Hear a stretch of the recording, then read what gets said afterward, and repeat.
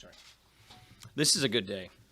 The American people, the people we serve, they need relief from Obamacare now more than ever. You know why? Because this law is rapidly collapsing. Let's not forget that. Premium went up double digits this year in 31 states. The insurers are telling us it will be even worse next year if we stay on this path. Choices had dwindled to the point that 1 out of every 3 counties in America is left with just one insurer to choose from. The CEO of Aetna has stated that the law is in a death spiral. So we know without a shred of doubt that this law is collapsing. That means this is the choice we face. Are we going to stay with Obamacare and ride out the status quo? Are we going to just let this law collapse and whatever happens, happens? Or are we going to do what we said we would do? Are we going to repeal and replace Obamacare with something better? This is the covenant that we made with the American people when we ran on a repeal and replace plan in 2016. This is what our bill does. Go online, read it for yourself. Go to readthebill.gop. It repeals Obamacare's taxes. It repeals Obamacare's spending. It repeals Obamacare's mandates. It creates a vibrant market where insurance companies compete for your business, where you have lower costs, more choices, and greater control over your health care. And it returns power. This is most important. This returns power from Washington back to doctors and patients, back to states. This is what good conservative healthcare reform looks like. It is bold, and it is long overdue, and it is us fulfilling our promises. So I encourage everyone to go online and read our bill at readthebill.gop. Is there any questions? Christina.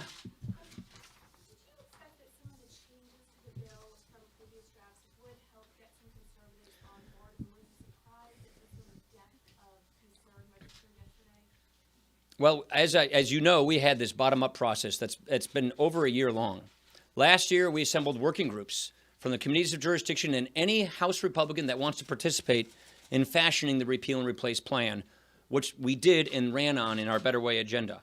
Then this year, the committees have been leading a process all year long. Briefings, listening sessions, conferences, committee hearings. And we've got a lot of feedback from members over that process. Our chairs, Walden and Brady in Ways and Means and Commerce, got feedback from members on 2 provisions, whether we have a cap on the size of the credit or whether there's a cap on the exclusion. Those 2 concerns were addressed in the latest draft of the bill because, again, this is a participatory process. This is a bottom-up process.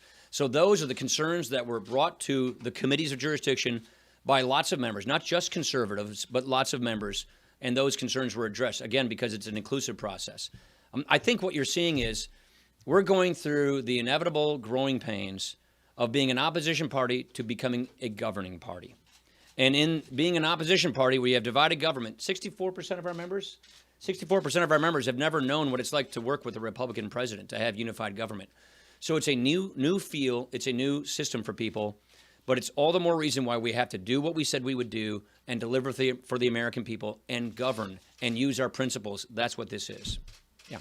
You seem to be trusting the White House to help deliver some of the votes you need to get this done. Are you outsourcing this, and are you confident the White House will deliver? Not in the least. This is a team sport, and this is something where I talked to the president twice yesterday. He had dozens of members down at the White House yesterday. We're working hand in glove with President Trump, Vice President Pence, Secretary Price.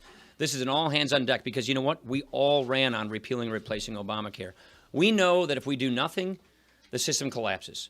We know that if we just repealed it, the system collapses. This is why we have to pass it with something better. Look, I would just say this. Look at what this does. This is a conservative wish list. Look at what this bill does. It repeals Obamacare's taxes. That's $1 trillion in tax relief for families that will help them with the cost of health care. It repeals Obamacare's spending, Medicaid expansion, and the Obamacare subsidies. It repeals the Obamacare mandates on individuals and businesses. It ends the funding for Planned Parenthood and sends that money to community health centers, which there are more of. It has a Medicaid per capita block grant. That's the biggest entitlement reform anyone here has seen. It nearly doubles the amount of money people can put in health savings accounts. That's a law I co-authored in 2003, which is what conservatives believe is really critical for creating a free market in healthcare. It equalizes the tax treatment of healthcare. Tax credits for health insurance is something that we as healthcare conservative reformers have been working on for years.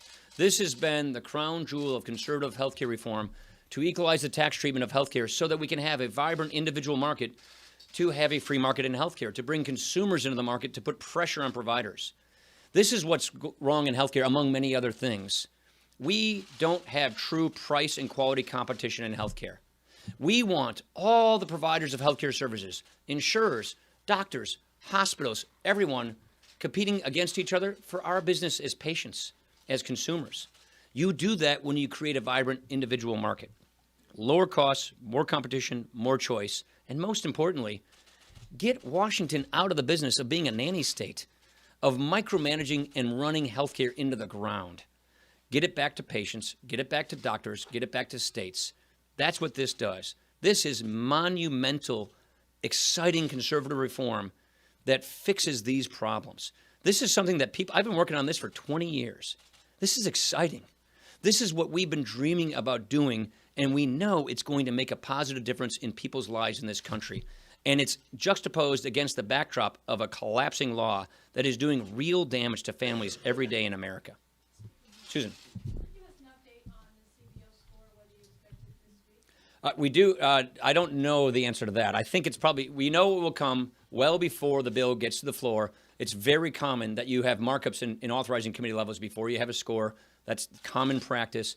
But because we made some changes this weekend to accommodate members' concerns, particularly conservatives, that pushed the date back a little bit. So I expect at the beginning of next week, I think, no later than sometime early next week, we'll get the score well before we go to the floor. Wong.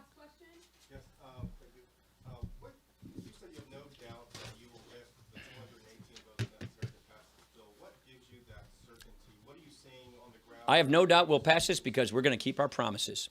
Every House Republican, I think every Republican in Congress, including the President of the United States, made a promise to the American people. And the promise we made to the American people is we're going to repeal and replace Obamacare. Because we made that promise, I am confident we're going to make good on that promise. Thank you.